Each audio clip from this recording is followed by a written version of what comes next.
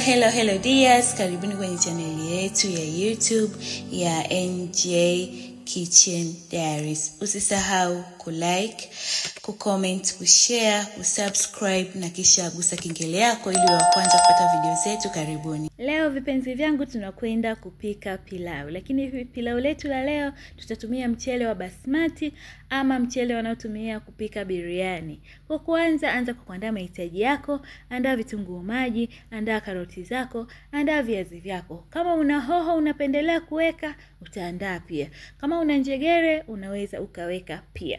Kwenye container langu pembeni nimeandaa viungo kwa ajili ya kutengenezea kachumbari. Pilau linaenda na kachumbari.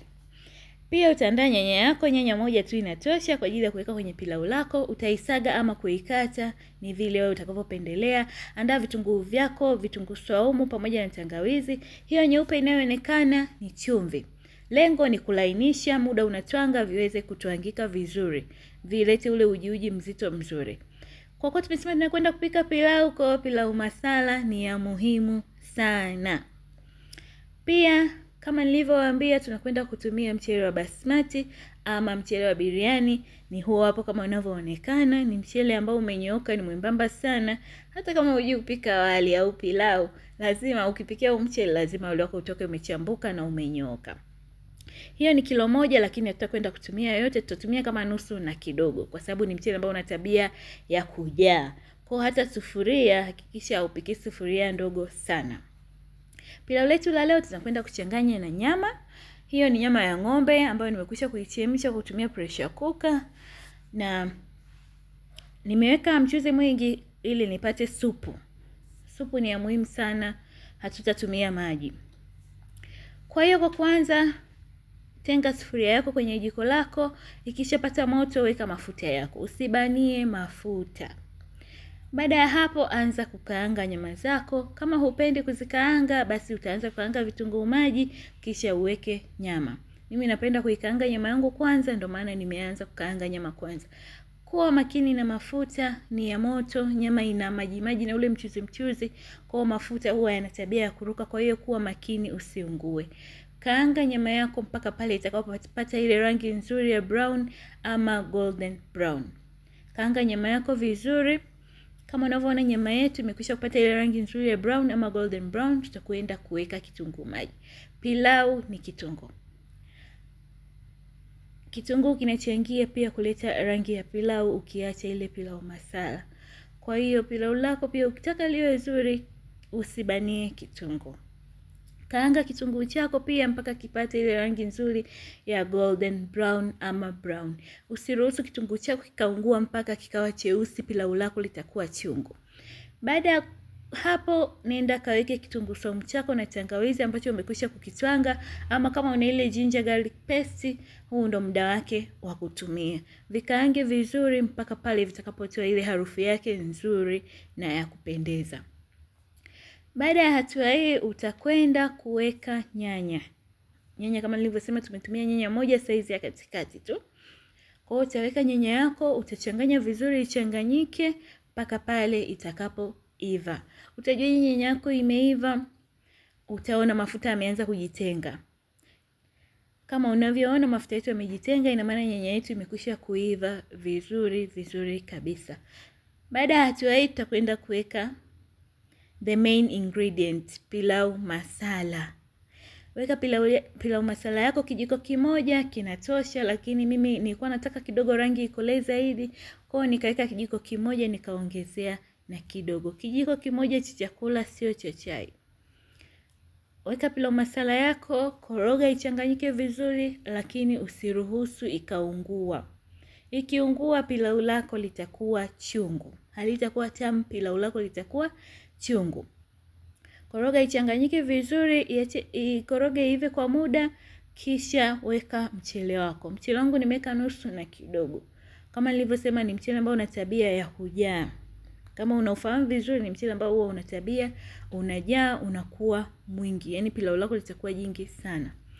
Baada ya hapo nenda kaweke supu yako. Kama hauna supu tumia tu maji ya kawaida, lakini hakikisha ni maji ya moto, yasiwe baridi. Hakikisha ni maji ya moto ambayo umekwisha kuyachemsha pembeni ndio uyatumie. Koroga mchanganyiko wako, changanyike vizuri, viungo viingie vizuri kwenye ule mchele wako.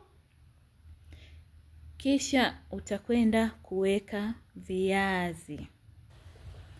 Mchanganyiko wetu uko tayari, tutakwenda kuweka viazi vyetu. Usiwe na wasiwasi, viazi vyako vitaiva vizuri tu. Unaweza kuviweka pale mwanzoni au kaweka kwenye hatua hii, hakuna shida yoyote, vitaiva vizuri. Changanya mchanganyiko wako, changanyike vizuri. Pia utagundua hakuna sehemu niliyoweka chumvi, ni kwa sababu supu yangu tayari ilikuwa na chumvi, lakini pia kitunguu saumu na tangawizi muda na twanga niliweka chumvi. Kumbuka kuwa unakoroga mchanganyiko wako au pilau lako ili lisishike chini kama sufuria yako sio non-stick kama ya kwangu. Kumbuka kuwa unakoroga, na maji yakisha kuwa yameanza kukauka, utakwenda kuweka karoti zako. Kama una hoho pia, hii ndio hatua nzuri ya kufanyaje, ya kuziweka. Changanya pia mchanganyiko, uchanganyike vizuri. Baada ya hapa tutakwenda kupalilia wali wetu. Kama hutumii jiko la mkaa, unatumia jiko la gesi, basi punguza moto uwe mdogo, moto wa chini kabisa, kisha funikia wali wako, utaiva vizuri tu, hakuna shida yoyote. Kwa kuwa mimi natumia jiko la mkaa, baada ya hatua hii nitakwenda kupalilia wali wangu. Leo sina foili, lakini itapendeza zaidi ukifunika foili ndipo upalilie kama unavyoonekana. Kama umefika mpaka hapa, basi usisahau kulike video hii na usisahau kusubscribe ili uwe wa kwanza kupata video zetu. Wakati naendelea kusubiri pilau letu, tengeneza kachumbari. Anza kwa kuandaa vitunguu maji ambavyo umekwisha kuviosha, kisha weka chumvi.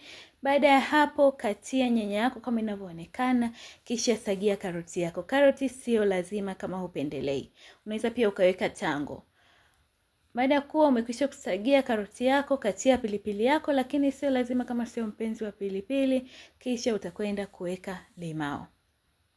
Kwa nini vitunguu maji inabidi uvioshe? Ni ili kuondoa ule uchungu wa vile vitunguu. Inabidi uvioshe kwanza ndipo uviweke na uendelee na hatua nyingine. Kisha changanya mchanganyiko wako na kachumbari yako itakuwa tayari. Kachumbari simple, kachumbari tamu, kachumbari nzuri sana kwa ajili ya pilau.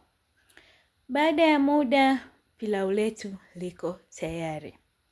Kumbuka ukiwa umepalilia utahitaji kuliacha kwa muda wa dakika 15 mpaka 20, kisha gawanya zile dakika kwa nusu. Kama ni dakika 20 basi acha kwa dakika 10, kisha funua na kisha uligeuze ili ule upande wa juu uende chini na wa chini uje juu ili pilau lako liweze kuiva kote kote. Kama unavyoona kiazi chetu kimeiva vizuri, pilau letu limeiva vizuri, limechambuka, ni zuri na ni tamu mpaka tamu tena. Basi usisahau kushare recipe hii na watu wengine ili nao waweze kujifunza. Basi kipenzi changu, usisahau kulike video hii, kucomment, kushare, kusubscribe, kisha gusa kengele yako uwe kwanza kupata video zetu. Tukutane kwenye recipe nyingine. Bye.